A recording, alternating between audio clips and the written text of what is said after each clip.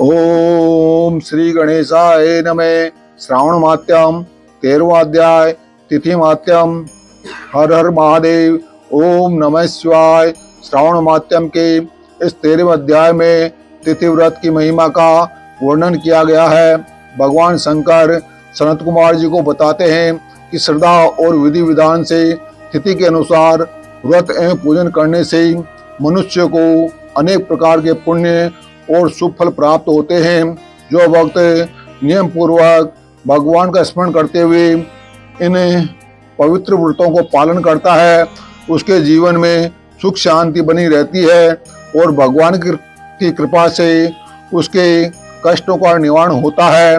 तिथि व्रत केवल उपवास नहीं बल्कि संयम, श्रद्धा, भक्ति और आत्म शुद्धि का साधन है। तो आइए भक्ति भाव से श्रावण मात्यम के 13वें अध्याय तिथि मात्यम का श्रवण करें और जाने कि इस पावन व्रत की संपूर्ण महिमा और उससे प्राप्त होने वाले दिव्य फलों के बारे में।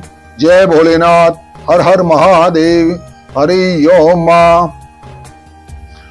भगवान शंकर सनत कुमार से बोले, अब मैं तुम्हें श्रावण शुक्ल चतुर्थी को किए जाने वाले व्रत दुर्गा गणपति व्रत के बारे में बताता हूँ। त्रिलोक्य में प्रसिद्ध इस व्रत को भगवती पार्वती ने श्रद्धा पूर्वक किया था। इस व्रत को सरस्वती, इंद्र, विष्णु, कुबेर, अन्य देवता, मुनि, गंधर्व, किन्नर आदि कर चुके हैं।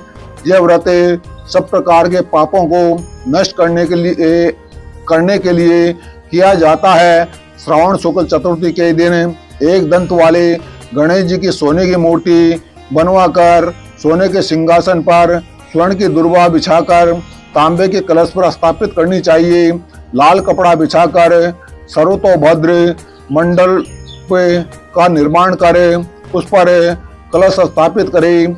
लाल फूल तथा 5 पत्रों, अपामार्ग, शमी, दुर्वा, तुलसी दल, बेलपत्र इस मौसम में होने वाले सुगंधित पुष्पों तथा फलों आदि का नैवेद्य रखकर 16 उपचार से गणेश जी की पूजा करके प्रार्थना करनी चाहिए।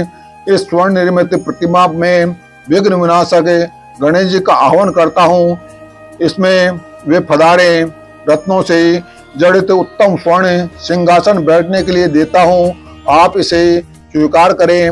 हे पार्वती पुत्र, हे विश्व व्यापिन, हे सनातन, मैं आपको प्रणाम करता हूँ। मेरे विघ्नों का नाश करें। हे सुरश्रेष्ठ, लाल चंदन चर्चित मैंने भक्ति पूर्वक वन अक्षतों को चढ़ाया है। आप इसे स्वीकार करें। लोगों के अनुग्रह के लिए तथा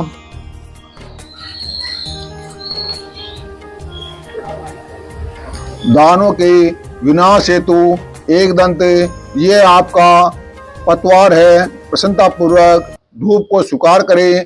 इस दीपक को मैं आपको देता हूँ। आपको नमस्कार करता हूँ। गणानां त्वा गणपति गोंग हवामहे, प्रियाणां त्वा प्रियपति गोंग हवामहे, निधीनां त्वा निधिपति गोंग हवामहे, वसो मम आहम जाने ग्रदमा त्वम जासि ग्रदमा। वेद मंत्र से लड्डू तथा खीर, कपूर तथा इलायची युक्त पान आपको समर्पित करता हूँ। हे गणेश्वर, हे गणाध्यक्ष, हे गजानन, हे गौरी पुत्र, मेरा व्रत आपके प्रसाद से परिपूर्ण हो। जो प्राणी 5 वर्ष तक व्रत का उद्यापन करता है वह अपने मनवांछित पदार्थों तथा वस्तुओं को प्राप्त कर लेता है और अंत में देह त्याग कर मेरे लोक को प्राप्त करता है। यदि इस व्रत को कोई 3 वर्ष तक करे तो उसे सब सिद्धियां प्राप्त हो जाती हैं और अंत में मेरे लोक को जाता है। इस उत्तम व्रत को जो प्राणी उद्यापन के बिना करता है तो यथाविधि पूरा व्रत करने पर भी उसका व्रत निष्फल हो जाता है। उद्यापन अवश्य करना चाहिए। उद्यापन के दिन तिलों को जल में मिलाकर स्नान करना चाहिए। फिर गणेश जी की एक पल या आधा पल या चौथाई पल की स्वर्ण की प्रतिमा बनवाकर उसको पंचगव्य द्वारा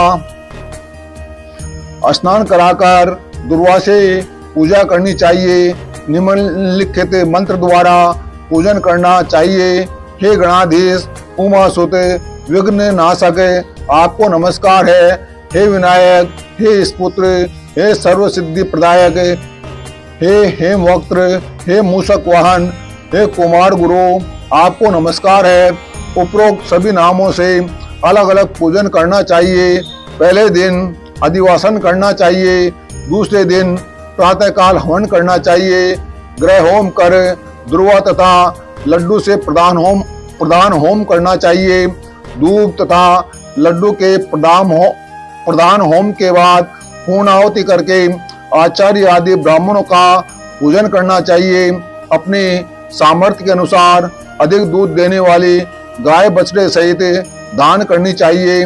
ऐसा व्रत करने से मनुष्य अपने सभी कामनाओं को पूरी कर सकता है। मैं अपने प्रिय पुत्र के व्रत करने वाले को सभी सुख प्रदान करता हूँ। अंत में सद्गति प्रदान करता हूँ। ओम नमः शिवाय। हर हर महादेव। ओम नमः शिवाय।